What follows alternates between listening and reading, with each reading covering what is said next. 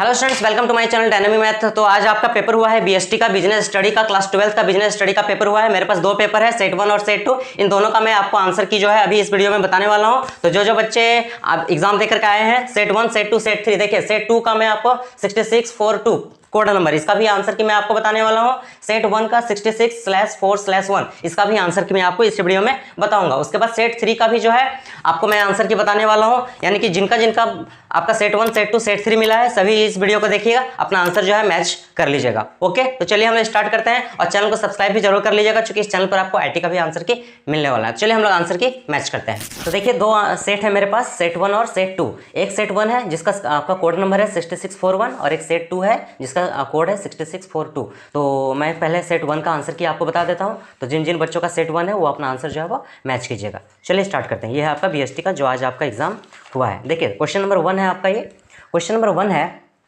a multinational sweets and snacks company had been into catering business for the last many years to add to its prospectus and to grow in the long term. It wants to increase its sale volume, the number of products and capital investment. The organizational object of management it seeks to achieve it. तो इसका जो सही answer है वो होगा आपका option number C, growth. Okay, आप मुझे कमेंट करके भी बताना कि आपने कौन सा जो है आंसर मार्क किया है। क्वेश्चन नंबर 2 है, with respect to levels of management choose the incorrect statement from the following. तो इसका करेक्ट आंसर हो जाएगा option number C, chief executive officer at top level management is responsible for all activities of first line managers. तो ये हो गया आपका option number C, question number 2 का। नेक्स्ट क्वेश्चन नंबर 3 को देखते हैं। क्वेश्चन नंबर 3 है, merely allocating work is not enough. Each individual should also know who he has to take orders from and to whom he is accountable. तो इसका जो देखिए उसके बाद यहाँ फिर दिया गया है कि the above statement is related to one of the steps of organizing process. Identify the step from the following. तो इसका जो सही आंसर है वो हो जाएगा आपका option number D, establishing authority and reporting relationship. Okay, now question number 4 को हम लोग चेक करते हैं। Dash is the step in the controlling process where standards may have to be revised in case the deviation cannot be corrected through managerial action. तो इसका सही answer हो जाएगा आपका option number D, taking corrective action. Option number D जो है आपका question number 4 का ऑप्शन नंबर डी आपका करेक्ट आंसर होगा। नेक्स्ट क्वेश्चन नंबर 5 को चेक करते हैं। Read the following statement, assertion and reason, choose the correct option from the given options. Assertion और रीजन आपको बताना है, असर्शन रीजन वाला क्वेश्चन है। तो देखिए असर्शन में बोला जा रहा है कि amount of earnings is a major determinant of the decision about dividend, बिल्कुल ट्रू है ये।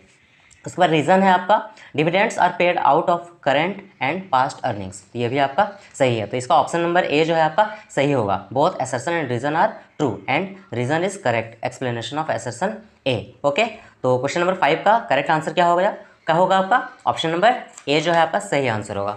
नाउ 6 नंबर को चेक करते हैं हम लोग। तो 6 नंबर में है, it is a process that allocates और directs funds available for investment into their most productive investment opportunity, this is known as.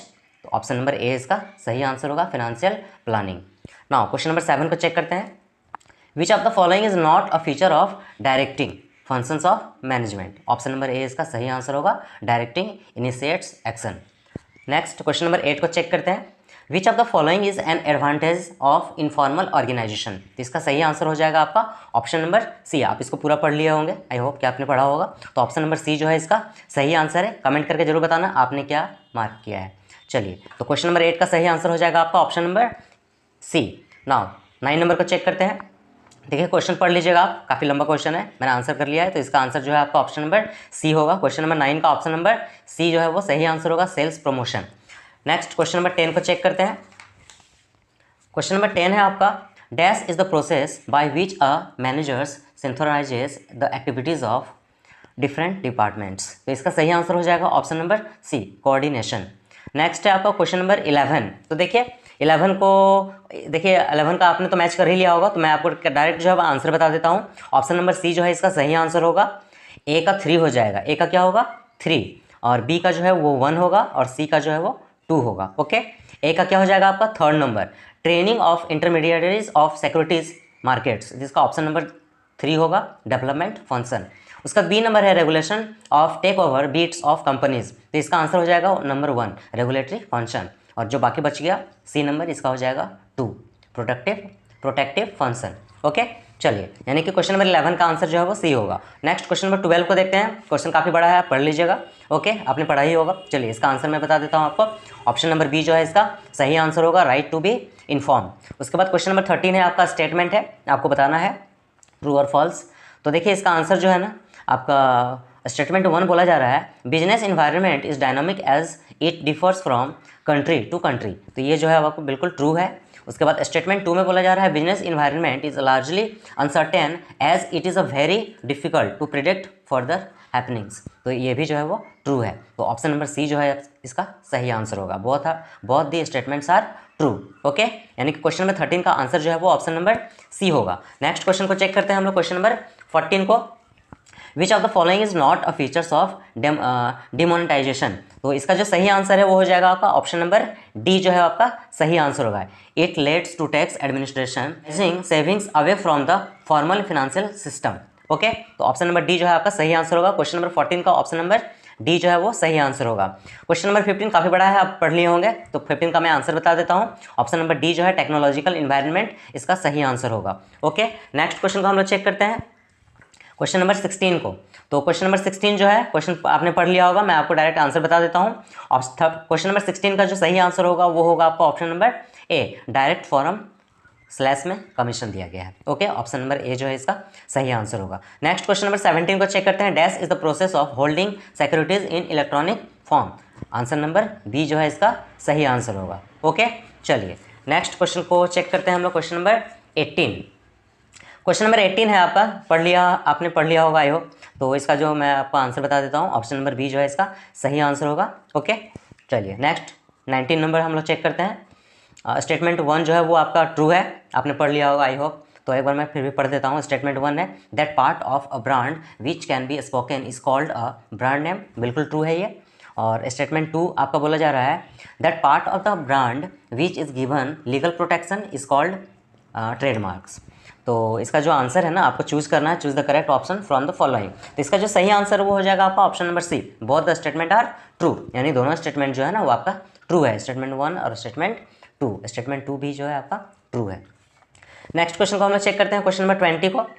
The picture given below is the package of a perfume bottle. देखिए, ये एक figure दिया गया है जो है आपका परफ्यूम बॉटल का जो है वे फिगर है। ओके, आपको यहाँ पर क्या आइडेंटिफाई करना है, identify the level of packaging of the box show above. Okay, तो देखिए, identify the level of packaging.